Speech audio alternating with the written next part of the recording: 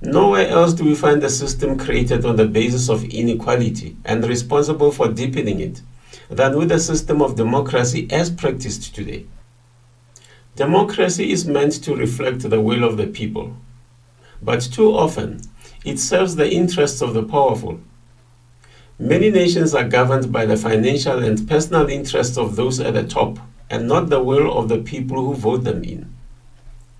Essentially, getting majorities of people to vote has become only a way to legitimize the actions of the leaders who would then use this power to serve their personal interest. It is only when you look deeper into the numbers involved in how our democracies are formed that we realize that the majority of world governments are essentially illegitimate. Because contrary to democratic rule, they are in fact voted in by minorities and not majorities.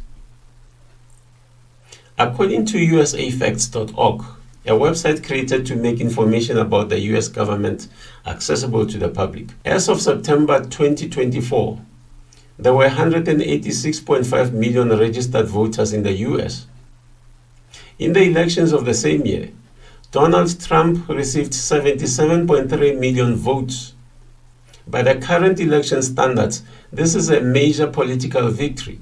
However, a closer look at the numbers reveals that he has won by only 41% of the registered voters and only 23% of the total population of the US. Is this truly a majority?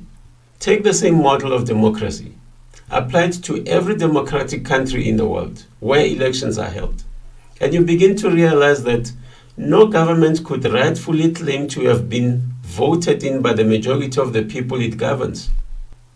In some cases, not even half, and in worst cases, not even a quarter. Now, how different is that to a country ruled by a dictator where elections are not even held at all? Is that still democracy? Globally, majorities are myths. France's 2022 presidential elections were won with 38% of eligible voters. Germany's 2025 elections by just 28%. Millions of people in the world are forced to abide by decisions and choices they never endorsed.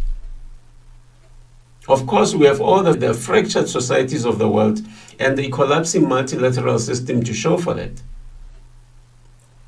If democracy is founded on a principle of majority rule, can it truly be said to function when the fate of a whole nation is determined by less than a quarter of its people? If democracy is a government of the people by the people, why do so few decide? It is clear that the world needs to find ways to establish real majorities for true social consensus to exist. We need to elect leaders who can govern for the greater good, not just for their donors, their ideologies, or political careers, while at the same time setting us against each other like left versus right, race versus race, us versus them, divide, conquer, repeat.